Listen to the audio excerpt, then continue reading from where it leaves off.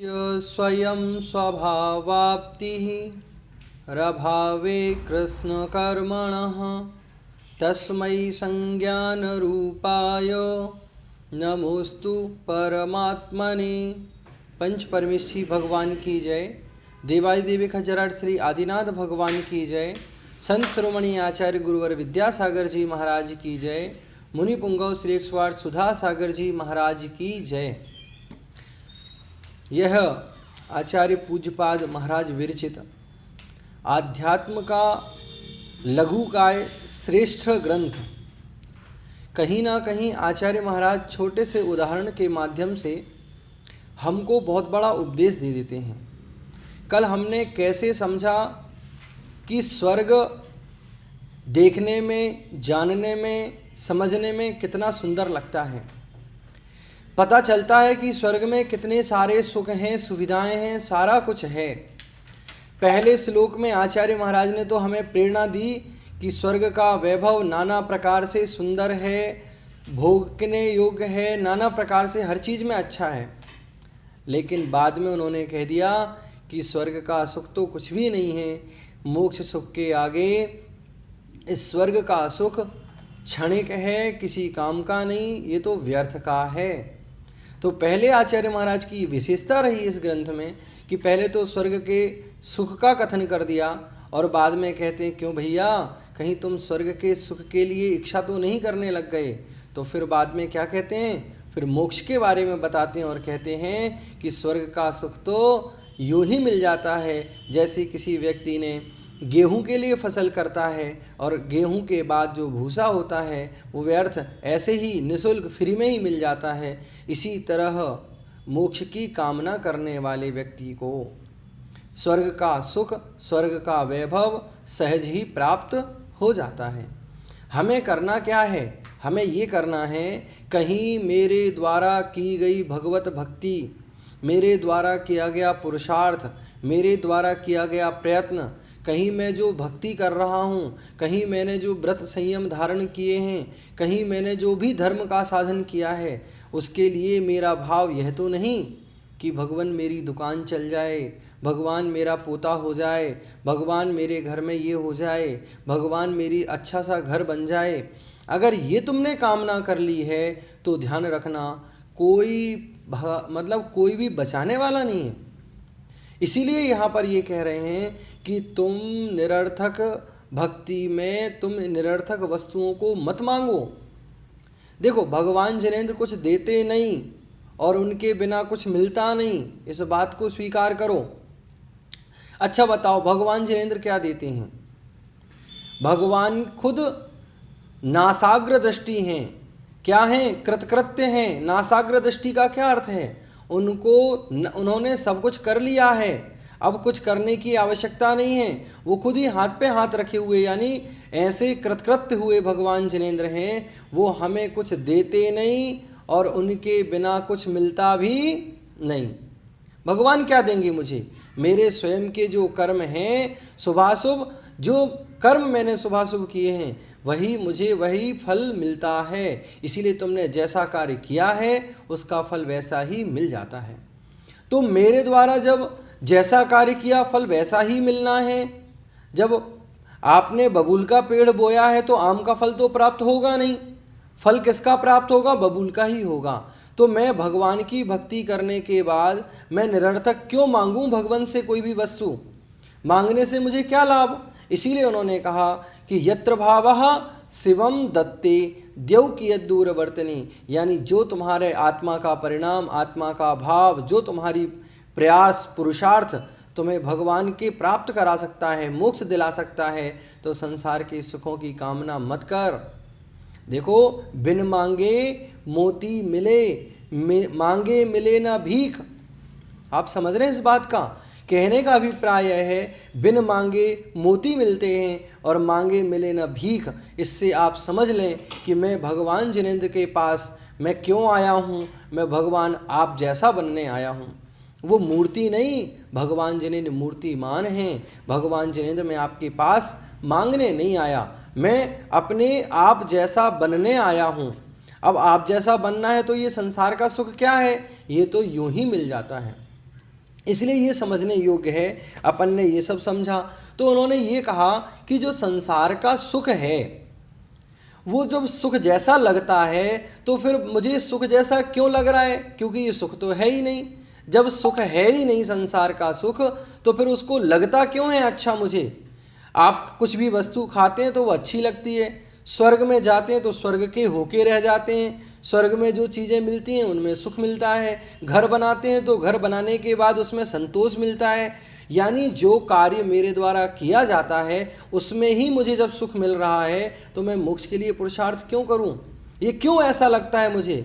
तो उन्होंने कहा मोहेन संव्रतम ज्ञानम स्वभावम लभते नहीं मत्तः पुमान पदार्थानाम यथा मदन को द्रवई।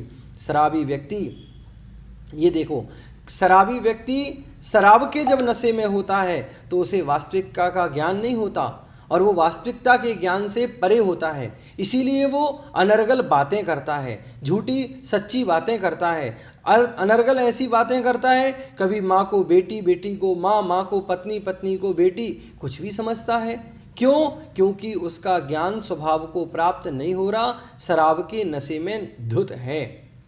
ऐसे ही हमारा ज्ञान कैसा है, मोह के वसात, मोह के कारण, मोहिनी कर्म के कारण, मिथ्यात्व के कारण, इन सब के मिथ्यात्व आदि के कारण मेरा स्वभाव ज्ञान को प्राप्त नहीं हो रहा, मेरा स्वभाव को ज्ञान मेरा स्वभाव को प्राप्त नहीं हो रहा, जिसकी वजह से मैं संसार में भ्रमण कर रहा हूँ। हम संसार में भ्रमण क्यों कर रहे हैं? मोह महामद पियो अनादि भूल आपको भरमतवादी। अनादि काल से मैंने क्या किया, मोह रूपी मदिरा को पी करके अनंत संसार में भ्रमण कर रहा हूँ। तो अब आपको कारण समझ में आया मैं क्या क्या नहीं बना, मैं अनादिकाल से अब तक संसार में भ्रमण क्यों किया मैंने, क्योंकि मैंने मोह को अपना मित्र मान के रखा है। तो अब करना क्या है, सबसे बड़ा शत्रु क्या है आप बताओ। सारे आठों के आठों कर्मों में सबसे पावरफुल कर्म कौन सा है? मोहिनी।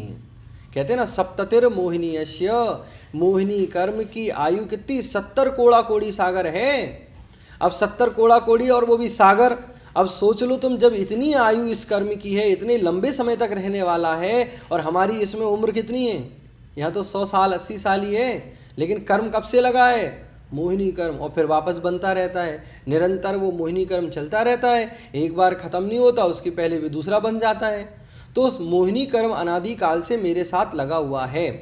तो उस मोहिनी कर्म से जब तक नहीं हटेंगे, जब तक मोह कम नहीं करेंगे, तब तक हमारे अंदर से हम संसार भ्रमण को कम नहीं कर सकते। इसीलिए मुझे सब हरा हरा दिख रहा है, मुझे परिवार के लोग इष्ट लगते हैं, क्योंकि मेरा मोह अधिक है। माता का अपने बेटे के प्रति इतना मोह होता है, नाना प्रकार से लोगों का अपनों के प्रति इतना मोह होता है, जिसकी वजह से उसे धर्म नहीं रुचता है। आप बताओ ना, 24 घंटे हैं, सभी के पास 24 घंटे हैं, परंतु धर्म की साधना के लिए कितना समय मिलता है? आप बताओ। आपने 1 घंटा कक्षा के लिए निकाला, आप तो भाग्यशाली हैं, आप तो पुण्यात्मा हैं, आप तो महान हैं जो आपने ये समय निकाल लिया। वरना सोचो कि लाखों करोड़ों लोगों में से कितने लोग आज धर्म की आराधना करने में अपना समय निकालते हैं। अगर निकाल भी लिया 1 घंटे तो उसमें कितना आपका समय लगता है, कितना आपका मन लगता है। 24 घंटे में से आधा घंटे भी मन नहीं लगता। 24 घंटे में एक बार आप मंदिर जाते हो, आप बताओ, आप मंदिर रोज़ जाते हैं यानी, और मंदिर जाने के बाद कितनी देर मन लगा, कितनी देर भगवान की पूजा में मन लगा। कहीं ये तो नहीं कि बाहर बस हम जाने का ही प्रयास करते हैं, पुरुषार्थ करते हैं, उसके बाद भी कितना मन लगा। तो सोचो, इतने सारे लोगों में से आप कितने लोग हैं जो इस धर्म की साधना में लगे हैं। इसीलिए मोह से ढका हुआ जो ज्ञान है वह स्वभाव को प्राप्त नहीं होता है। इसीलिए मुझे अपने स्वभाव को यदि प्राप्त करना है तो सबसे पहले मुझे पुरुषार्थ करना है कि कैसे मेरा मोह कम हो, और मुझे मोह कम करने के लिए पुरुषार्थ करना चाहिए। इसीलिए यहाँ पर उन्होंने कहा कि मोहेन संव्रतम ज्ञानम स्वभावम लभते नहीं, यानी स्वभाव को प्राप्त नहीं होता है। और अगर स्वभाव को, अपने ज्ञान को, स्वभाव को प्राप्त करना है, अपने आप में आपको यदि आना है, अब तक बाहर की यात्राएं की, हमारी सारी यात्राएं किसके लिए? आप सोचो ना, मेरा सुबह उठना शरीर के लिए, मेरा भोजन करना शरीर के लिए, ब्रश करना शरीर के लिए, कपड़े पहनना शरीर के लिए, नहाना शरीर के लिए, कमाना शरीर के लिए, सब कुछ तो तुम्हारा पर के लिए है। निज के लिए क्या किया? क्या जवाब है मेरे पास कि मैंने निज के लिए क्या किया? ना तो मैंने सोया, तो मैंने पर के लिए, शरीर के लिए सोया, क्योंकि शरीर में नींद भर जाएगी। तो आपने खाया, नहाया, धोया, कपड़े पहने, ब्रश किया, नाश्ता किया, कमाया, और जो जो कार्य किए 24 घंटे में सारे पर के लिए थे।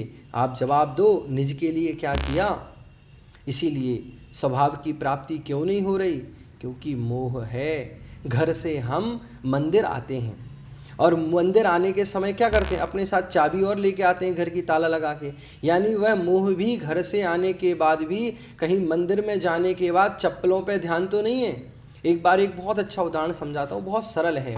केवल चंद जी पंडित जी थे एक, वो एक बार आरोन गए, तीर्थ वंदना के लिए गए, और उन्होंने जब यहाँ से वो गए तो कहते हैं कि उन्होंने तीर्थ की वंदना की। जिस कार से गए थे उसमें 2-3 उनके साथ मित्र थे, और उन सब ने वंदना करी, और वंदना करने के बाद आए, और जब मंदिर से बाहर निकले तो उन्होंने देखा कि उनकी चप्पल नहीं है। अब क्या हुआ? वो पंडित जी बहुत आकुलित व्याकुलित हुए, कहने लगे अरे मेरी चप्पल नहीं है। तो सब लोग गाड़ी में बैठ गए, गाड़ी चलने वाली थी, इतने में नहीं नहीं मैं रुको, मैं आता हूँ 2 मिनट, चप्पल ढूंढते रहे। तो बगल वाले पंडित जी क्या बोलते हैं? अरे क्या चल पड़े हुए हो चप्पलों में, छोड़ो ना, एक चप्पल ही तो है, कोई बात नहीं, अब नहीं मिल रही तो छोड़ो, चलो। पंडित जी को बहुत कहा, चलो। पंडित जी ने भी कहा ठीक है, चलो कोई बात नहीं, गुम गई तो गुम गई, देखेंगे। और वो जाकर के बैठ गए गाड़ी में, और गाड़ी चालू हुई। इतने में देखा कि बगल वाले पंडित जी ने उनकी चप्पल पहन रखी है। अब वो पंडित जी उनसे कहने लगे अरे ये तो मेरी चप्पल है। अब पंडित जी जो कह रहे थे ना कि छोड़ो, क्या चप्पलों में लगे हुए हो, उन्हीं पंडित जी ने गाड़ी रुकवाई और चप्पल ढूंढने पहुंच गए। कहने का अभिप्राय यह है कि जब खुद की बारी आई तो उन्होंने पहले तो ये कह दिया कि छोड़ो, चप्पल से क्या मोह करते हो, चप्पल ही तो है, हम तो तीर्थ वंदना करने आए थे, छोड़ो। और जब देखा कि उन्होंने दूसरों की चप्पल खुद ही पहन रखी है तो फिर गाड़ी रुकवाई, घंटे भर तक ढूंढते रहे, जब चप्पल मिली तब फिर गाड़ी से आगे गए। ये क्या है? ये मोह है। मोह किसके प्रति? देखो बहुत अच्छा समझना आप इस चीज़ को। मोह किसके प्रति? मोह मेरा किसी भी वस्तु के प्रति होता है। महिलाएं आप बताओ, मैं जब तक मुझे मान लो मुझे कोई कार लेनी है, मुझे आज कोई कार खरीदनी है, लेकिन मैंने जब से मन बनाया, जब से मैं उस रास्ते से निकलता हूँ, उस शोरूम से निकलता हूँ, जब जब रास्ते में वह कार मुझे दिखती है, तब तक वह कार देख करके मन में आता है काश मेरी ये कार होती, मुझे कार खरीदनी है। अच्छा बताओ, कार कब खरीदोगे? 2 साल बाद, 3 साल बाद। जब तुम खरीदोगे उस दिन तुम्हारी कार होगी। लेकिन मोह कब से बैठ गया?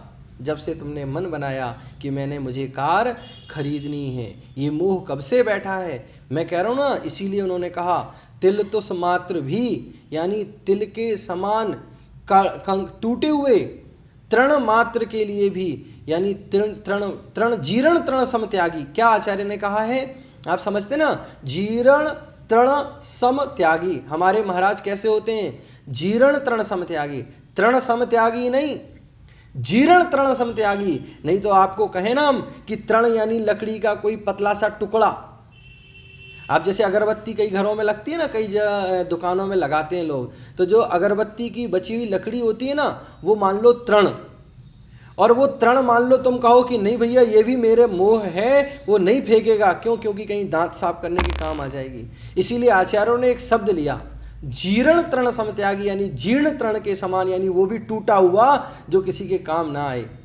इसीलिए किस वस्तु के प्रति आपके घर के सामने एक पत्थर पड़ा है, आप सोचो उसके प्रति कभी आपका मोह नहीं है, लेकिन जब कोई उठा करके ले जाता है घर के बाहर से तो फिर क्या होता है? फिर याद आता है, अरे ये तो पता नहीं कौन ले गया, कब से पड़ा हुआ था, ये मैं देखता हूँ और किसी के घर दिख गया तो अरे भैया आपने ये क्यों उठा लिया, काम आ जाता। ऐसे ही घरों में जूते, चप्पल, कपड़े, नाना प्रकार की वस्तुएं।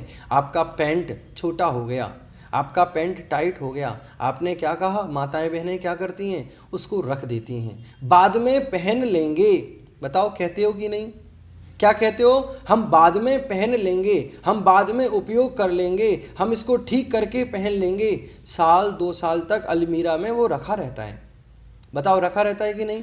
वो रखा रहता है। साल 2 साल बाद फिर भी वो नहीं पहन पाते, और उसके बाद भी ठीक है, अभी भी फेंका नहीं जाता, ना किसी को दिया जाता, बस वो रखा रहता है। और सालों साल रखने के बाद जब वो पूरा ख़राब होता है तब फिर फेंकते हैं। जूते चप्पल टूट गए, अब जूते चप्पल टूट तो गए, अब टूटे हुए जूते चप्पल किस काम आते हैं बताओ? किसी काम नहीं आते। लेकिन आप क्या कहते हो, माताएं बहनें, घर में कई लोग क्या कहते हैं, रख लो, मैं इसको सही करा कर पहन लूँगी, मैं सही करा कर के पहन लूँगा, मैं इसका उपयोग सही करके कर लूँगा। कब करते हो? सालों साल वो पड़ा रहता है, जब वो पूरा ख़राब हो जाता है फिर आप उसको फेंक देते हैं। ये क्या है? ये मोह है। किसके प्रति मोह? महिलाएं हैं, मंदिर जाती हैं, मंदिर के पास में मान लो कोई दुकान है, और दुकान में कोई अच्छी नई साड़ी आई तो वो क्या करता है, दुकान जा कर के महिला देख आती है, अच्छी साड़ी है, ठीक है भैया, अभी मेरे पति की सैलरी नहीं आई, मैं आएगी तब ले लूँगी। जब जब दुकान के बाहर से निकलेगा, जब जब वो महिला निकलेगी तो उसके प्रति क्या भाव आएगा, ये साड़ी मुझे खरीदनी है, मैं इस साड़ी को खरीदूँगा। लेकिन नहीं खरीदा उसने। लेकिन जब वो जब बिक जाती है तो वो कहती, ओ बिक गई, इससे अच्छा तो मैं कल ही खरीद लेती। ये भाव क्यों आया? किस वस्तु के प्रति कब आपका मोह हो जाए इसको हम कह नहीं सकते। इसीलिए कहा कि तुम्हारा जो मोह अधिक। आगे अपन अगला श्लोक आज पढ़ते हैं। कौन सा श्लोक है? 8वां श्लोक।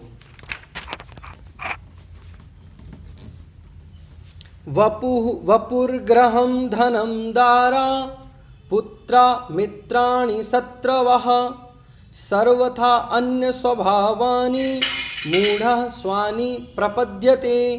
क्या है? वपुर ग्रहं धनं दारा पुत्रा मित्राणि शत्रवः सर्वथा अन्य स्वभावानि मूढ़ः स्वानि प्रपद्यते। अभी एक बार लाइट को बोल दीजिए, लाइट के लिए बोल दीजिए, वो बाबा होगा बाहर। हाँ बोल दीजिए, लाइट चलो। तो वपुर ग्रहम, क्या शब्द लिया? वपुर ग्रहम धनम दारा पुत्रा मित्राणि शत्रवः सर्वथा अन्य स्वभावानि मूढ़ा स्वानि प्रपद्यते। कितना सुंदर व्याख्यान इसमें कहा। कौन इसको मानता है? कल तो कहा था कि मोह की वशीभूत होकर के मोह की वजह से इसको अपना मानता है। तो अब इसमें उसका स्वामी कौन है? कौन इसको मानता है? तो इन्होंने कहा किस किस को अपना मानता है? तो वपुः। क्यों भैया? शरीर किसका? शरीर यदि आपका है तो जब आप यहाँ हैं तो आपके साथ हमेशा रहना चाहिए। अगर शरीर आपका है तो आपके साथ हमेशा रहना चाहिए, लेकिन शरीर तो आपके साथ हमेशा रहता नहीं। ये शरीर तो कुछ समय रहता है फिर चला जाता है। तो शरीर क्या मेरा है? नहीं। तो पहला शब्द क्या दिया श्लोक में? वपुर। वपु यानी शरीर। फिर वपुर के बाद ग्रहम, घर। घर किसको? किसका घर? मेरा घर। यानी इस पुद्गल की ऐसी अवस्था है, पुद्गल को अपना ऐसे मानता है कि जिस घर का स्वामी वह स्वयं नहीं है, फिर भी उस घर के स्वामी को अपना मानता है। धनम, धन को अपना मानता है, संपत्ति को अपना मानता है, पैसे को अपना मानता है। धन। दारा, स्त्री को अपना मान लेता है। अरे कौन स्त्री? किसकी स्त्री? यानी इस संसार में जब जब वह जहाँ पैदा होता है, जिस स्त्री से उसका संयोग हो जाता है, जो मिलता है उसको अपना मान के बैठ जाता है। मैं कह रहा हूँ ना कि जिस दुकान में कोई सामान नया देखा और या कोई गाड़ी खरीदने का मन बनाया, तो अब वो गाड़ी जब तक उसके मन में भरी हुई है, खरीदने के लिए सालों साल इंतजार करेगा, लेकिन साल भर तक उसके प्रति क्या करता है? मोह बना के बैठता है। नहीं, मैं बोल रहा हूँ।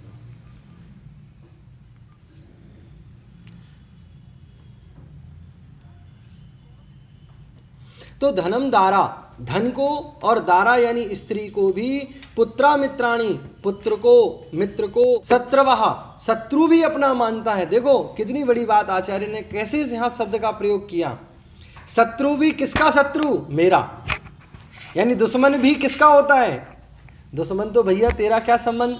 वो जो तेरा बुरा करने वाला है उसको भी क्या शब्द दिया? मेरा शत्रु। शत्रु नहीं, मेरा शत्रु, यानी मेरा बुरा करने वाले के प्रति भी मेरा भाव आ जाता है। ये विशेषता है यहाँ पर। तो मित्रा, मित्र के बाद शत्रु, मित्रवः।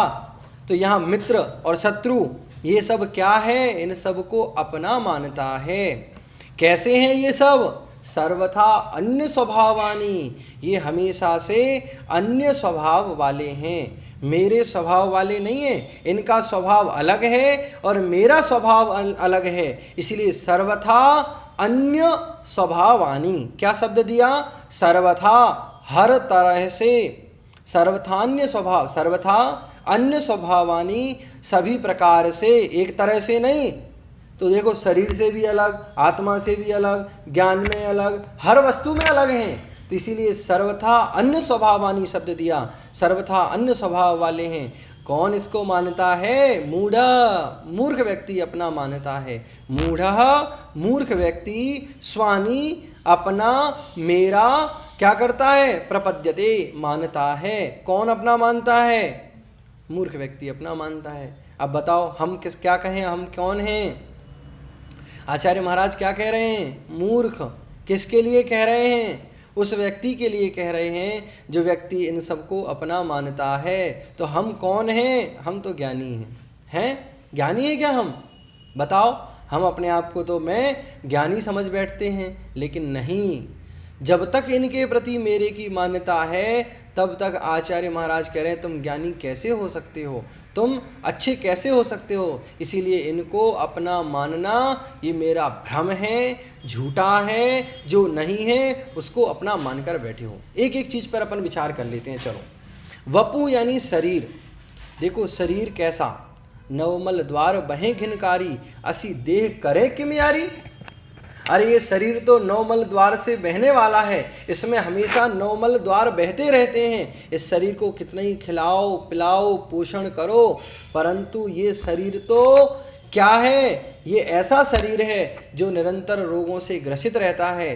थोड़ा समय है, अभी आप इससे, अब जब मान लो 30 साल के हैं तो 30 साल पहले की अवस्था देखो, 30 साल बाद की अवस्था देखो। हम अगर विचार करें शरीर की विभिन्न अवस्थाओं में, तो थोड़े पहले हमारे घर में जन्म हुआ था, थोड़े बड़े हो गए, बस थोड़ा और ठीक हुआ, अब वृद्धावस्था है और हम मर जाएंगे। बस ये ही अवस्था इस शरीर की है और चला जाएगा। तो फिर इस शरीर को मैं अपना क्यों मानूं? शरीर तो साधन है। देखो शरीर साधन जरूर है, शरीर बुरा नहीं है, शरीर तो अच्छा है। क्यों अच्छा है? क्योंकि मोक्ष की साधना बिना इसके होती नहीं। मोक्ष की साधना करनी है, धर्म करना है। धर्म किससे करोगे? इस शरीर को साधन बनाओ।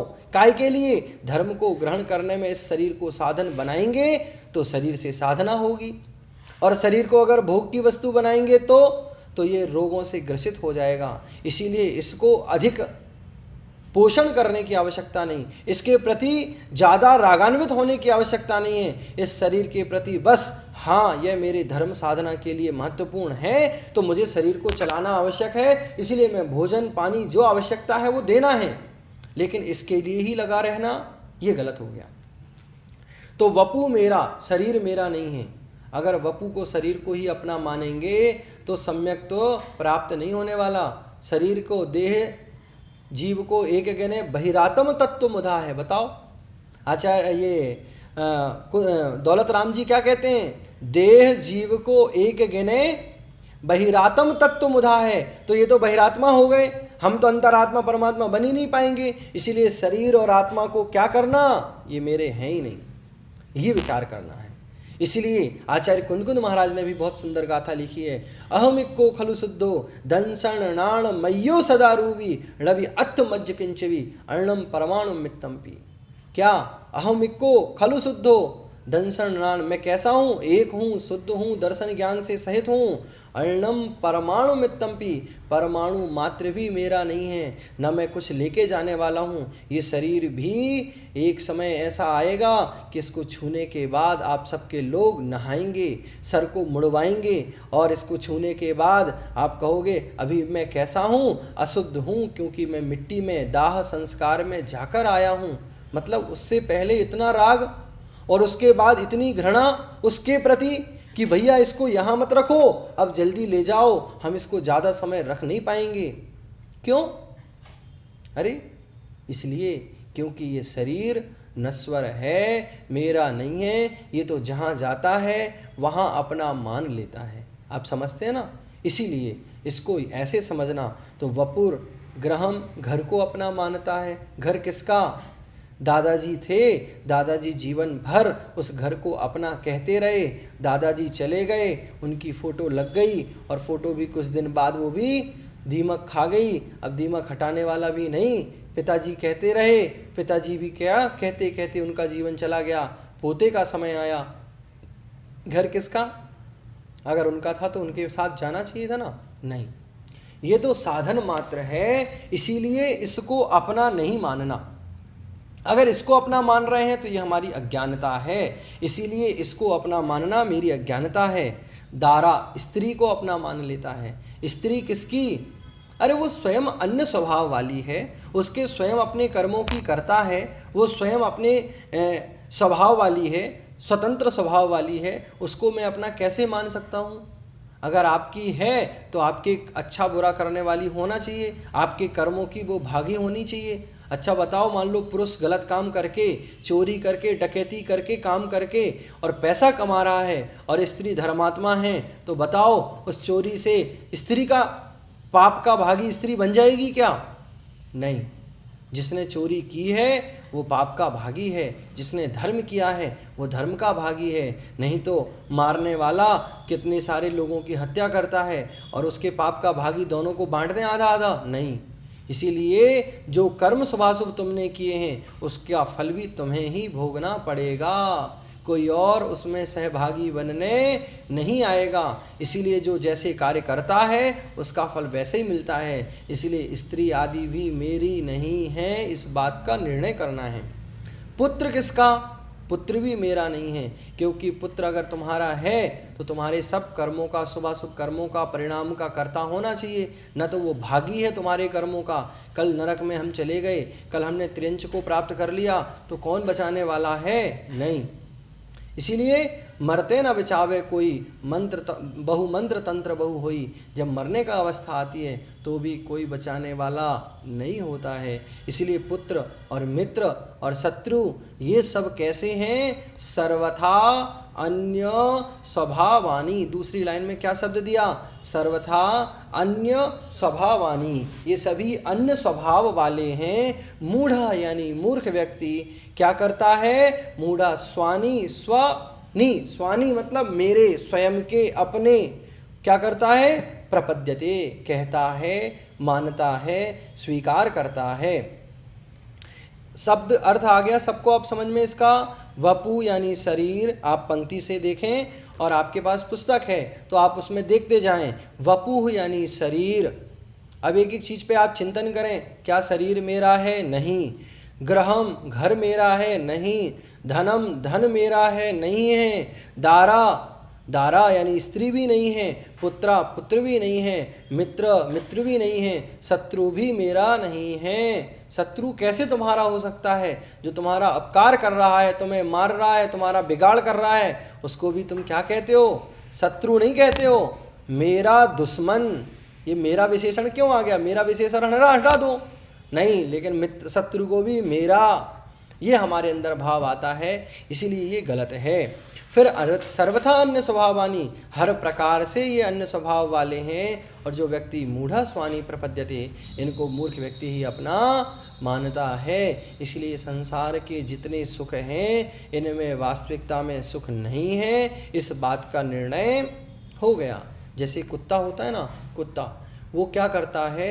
वो हड्डी उसके, अगर उसके हाथ लग जाती है तो वो हड्डी को खाता रहता है और हड्डी खाने से क्या होता है? उसको बड़ा स्वाद आता है। हड्डी खाने में भी स्वाद आता है, हाँ हाँ, हड्डी खाने में स्वाद आता है और बहुत देर तक वो खाता रहता है, चूसता रहता है और बाद में उसको थूक देता है। लेकिन जब उसको थूक देता है उसके बाद उसको अथाह वेदना होती है। क्यों होती है? क्योंकि हड्डी में रस तो था नहीं, हड्डी में कोई रस नहीं था, हड्डी में कुछ खाने योग्य पदार्थ नहीं था, वो तो खा रहा था और उसमें से जो रस था वो उसके मसूड़ों के छिलने से, खून की वजह से उसको स्वाद आ रहा था, और बाद में मसूड़े छिलने से उसको दर्द महसूस होता है। जब कोई खुजली हो जाए ना किसी को, तो खाज करने में, खुजली करने में कितना आनंद आता है, खूब आता है, और व्यक्ति खूब खुजली करता रहता है। लेकिन जब वो घाव का रूप ले लेता है तो अथाह पीड़न, दर्द को सहन करना पड़ता है। आप समझ सकते हैं। इसीलिए हमें क्या कह रहे हैं यहाँ पर कि इस सब में सुख मानना मेरी अज्ञानता है, इनको अच्छा मानना ये